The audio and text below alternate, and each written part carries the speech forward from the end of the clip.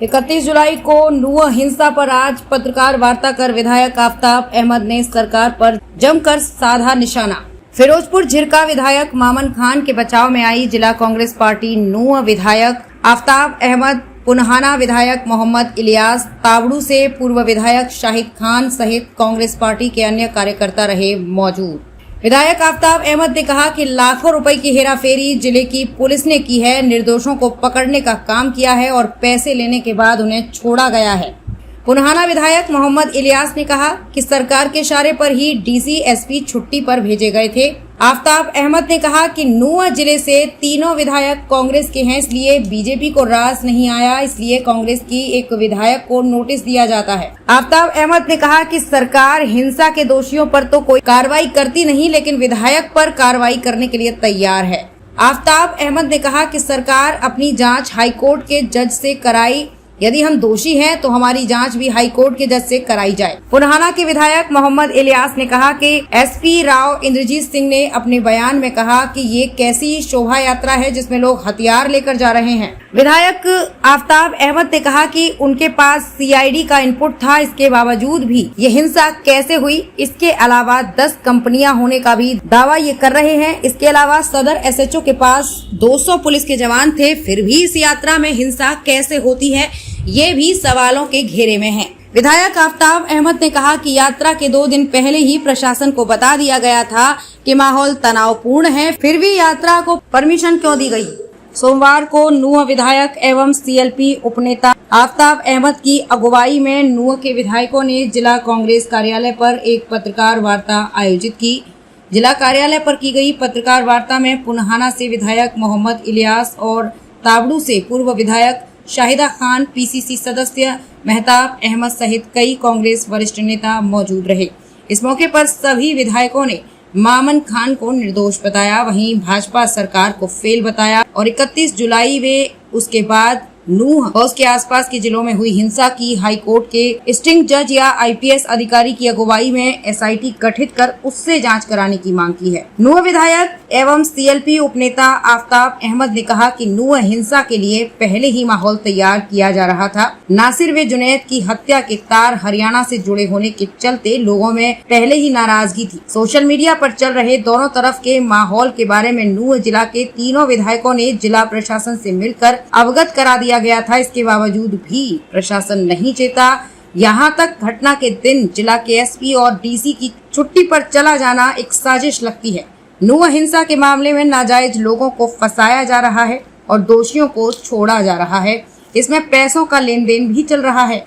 जिला पुलिस जांच करने के बजाय भाजपा नेताओं द्वारा अधिकारियों को दी सूची के आधार पर नाजायज लोगों को गिरफ्तार कर रही है। नूह के बाद पलवल, होडल, गुरुग्राम, सोहना सहित कई जगह घटना हुई। इसमें भी सरकार और प्रशासन गिरफ्तारी में भेदभाव कर रहा है। भाजपा के केंद्रीय मंत्री राव इंद्रजीत ने भी नूह यात्रा पर सवाल उठाते हुए कहा था कि धार्मिक यात्रा में हथियार लेकर नहीं जाया जाता है। बिना किसी नोटिस के गरीब और बेसहारा लोगों के मकान तोड़ दिए गए हैं। नूह हिंसा होने के सरकार के पास पहले ही सीआईडी की इनपुट थी, उसके बावजूद भी सरकार और प्रशासन ने कोई ठोस कदम नहीं उठाए।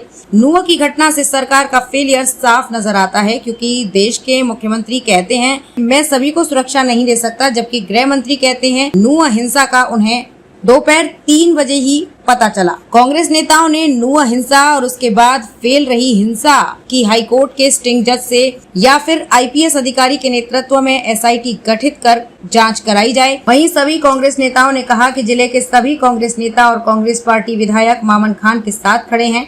आफ्ताब अहमद का कहना है कि पुलिस ने विधायक मामन खान को नगीना थाने में दर्ज मुकदमा नंबर 149 में नोटिस भेजा गया है, जो गलत है, क्योंकि मुकदमा में मामन का नाम नहीं है।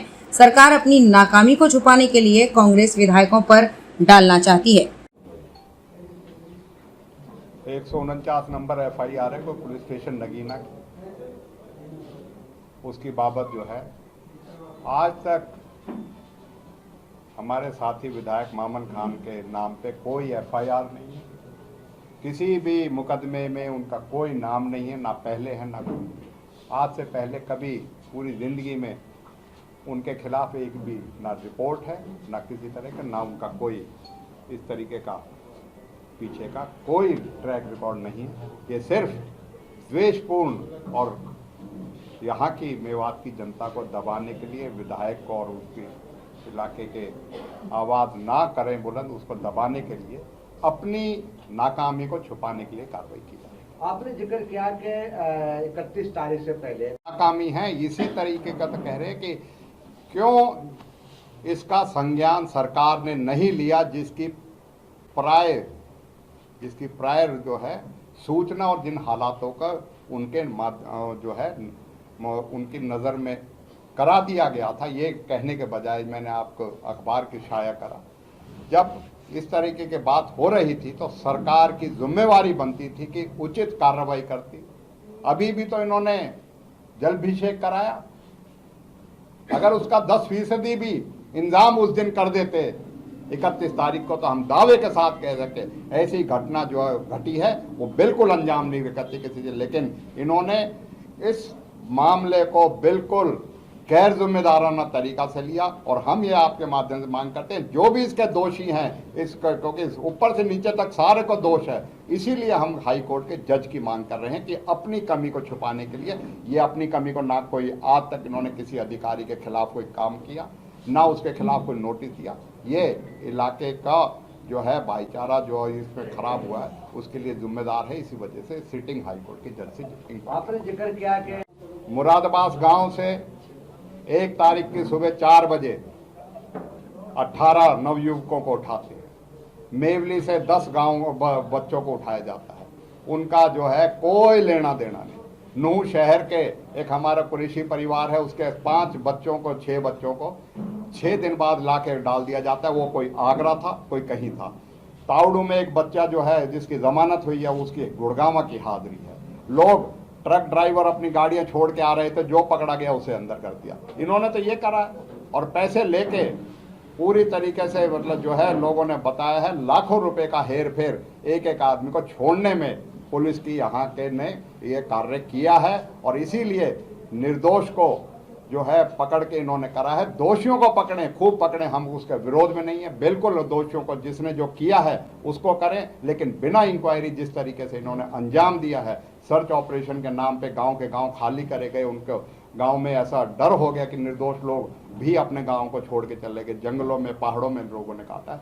ये कार्रवाई जो है हरियाणा सरकार के अपनी नाकामी छुपाने के लिए ऐसी जो कार्रवाई करी गई है उसके हम खिलाफ हैं। और इसीलिए हम मांग करते हैं सारे मुकदमों की SIT बना के IG रैंक के और IPS लेवल के SIT में मेंबर हों, वो सारे मुकदमों की जांच करें और निर्दोषों को जो है उनको करें, दोषियों को सबको हम कहते हैं सख्त से सख्त सजा दे और जो उनका दोष है उसके अनुसार कानून में कार्रवाई। 31 जुलाई यही तो माहौल इस प्रदेश सरकार की, यही तो जो है इसी में तो इनकी जो है बदनीयती नजर आती है।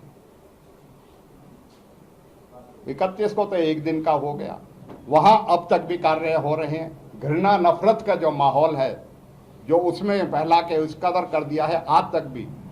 अरे मस्जिद ने किसी का क्या बिगाड़ा, इमाम ने किसी ने क्या बिगाड़ा? ये निर्दोष जो हैं बेचारे अपने खाने कमाने के लिए वहां जाते हैं कमाने का, उन्होंने क्या बिगाड़ा? उनका किसी नौजवान है हमारे किसी चीज जानने में आज डर व्याप्त है बाहर जाके करके। और ये पूरे हरियाणा के 1 दर्जन से ज़्यादा शहरों में इस तरीके का माहौल को रोकने में ये सरकार नाकामयाब रही है। इसलिए हम हाई कोर्ट की क्योंकि न्यायिक जांच जो है होए, जिससे जो दोषी अधिकारी हैं, जो दोषी हैं उनके खिलाफ कार्रवाई।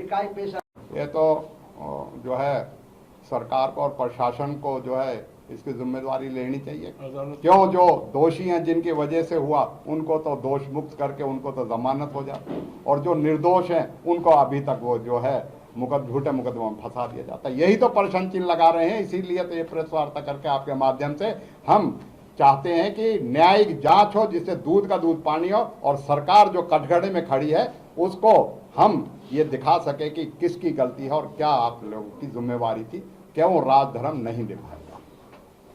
पहले दिन से शुरू हो रखा है। मैंने जैसे आपको गांव के नाम बताए, उन गांव के नाम पर तो जो है आज तक भी उनके खिलाफ कोई सबूत नहीं है किसी चीज़ के लिए। ये लिस्टें कहीं से तो बन के आ रही हैं। और मैं तो आपके माध्यम से ये कहूँगा, हमारे इलाके के भोले लोग हैं बीजेपी के षड्यंत्र में आ गए और अपना जो है इनके खेल में आके अपने आप का नुकसान करा बैठे। क्या बीजेपी को इस इलाके ने वोट नहीं दिया? वोट भी लेते हैं और इसके साथ ऐसी कार्रवाई भी करते हैं। मैं ये कहूंगा ये ऐसी कार्रवाई जो है भर्सना इस बात की करते हैं कि इलाके में जब मुख्यमंत्री और उप मुख्यमंत्री कहीं पूरे हरियाणा में उनके खिलाफ जन आक्रोश है, कहीं जनसभा नहीं करते, इस इलाके में आके जनसभा करते हैं। ये तो ऐसा जो है शांति प्रिय इलाका है। पूरे हरियाणा में जब हेलीकॉप्टर नहीं उतरता मुख्यमंत्री का, यहाँ मुख्यमंत्री जनसभा करते हैं। तो यह मैं कह सकता हूं ये बीजेपी का एहसान फरामोशी है, वोट लेके भी इनके साथ दुर्व्यवहार करना, इनके साथ द्वेषपूर्ण कार्रवाई।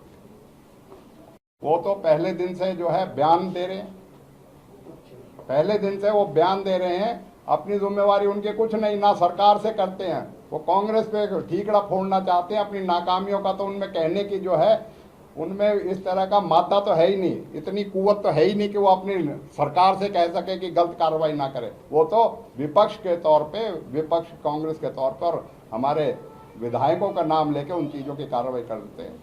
और यही मैं मानता हूँ कि ये दिवालियापन है बीजेपी के यहाँ के नेताओं का। इलाके के साथ, लोगों के साथ खड़े होने का वक्त है। वो अपनी राजनीतिक द्वेष से लोगों को खिलाफ कार्रवाई करवाना। बिल्कुल, हम अपने विधायक के साथ भी खड़े हैं और हम जो भी कोई व्यक्ति निर्दोष, सरकार उसके खिलाफ खड़ी है, उसके साथ भी खड़े हैं। हम पूरी तरीके से जो एक निर्दोष व्यक्ति को, चाहे वो विधायक है चाहे वो आम आदमी, हम सब के लिए खड़े हैं। हम अपने लोगों के साथ खड़े हैं और हमने कोई ऐसा कार्य नहीं किया, ना हमारे साथी विधायक ने किया, जिसके लिए हम इस बात से डरे कि कोई किसी चीज के लिए हमारे खिलाफ कोई करता है कार्रवाई तो उस पर।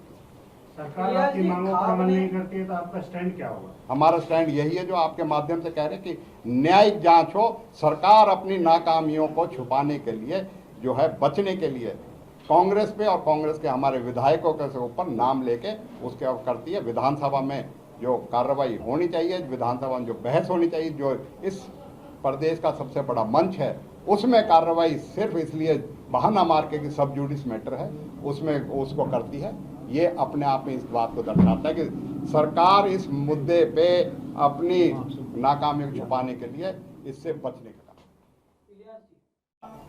शुक्रिया अदा करना चाहते हैं। और जैसा उन्होंने इस अन्याय में, या जो आग लग रही थी इसमें पानी गिरने का काम किया है, हम चाहे वो भारतीय किसान यूनियन के प्रधान हो, चाहे खापों के पंचायत के चौधरी हों, और चाहे दीगर वर्ग के आदमी हो, हमारे हिंदू भाई हो, उन सब ने मिलकर, जिनके रगों के अंदर हिंदुस्तानी होने का खून है, गर्व है, उन लोगों ने ये देखकर देश फूक रहा है, प्रदेश फूक रहा है, या हमारे भाईचारे में आग लग रही है, सबने हमारा इलाके का साथ दिया है, भाईचारे का साथ दिया है। हम उनका शुक्रिया अदा करते हैं।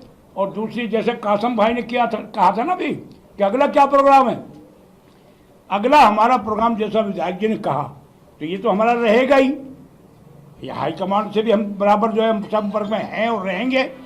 आखिर में यही होगा, जिस तरीके से इन्होंने तो हिंसा की बात को ये लेके चल रहे, नफरत पैदा कर रहे, हम इस नफरत को पैदा नहीं होने देंगे। जो पैदा करेगा उसका विरोध करेंगे।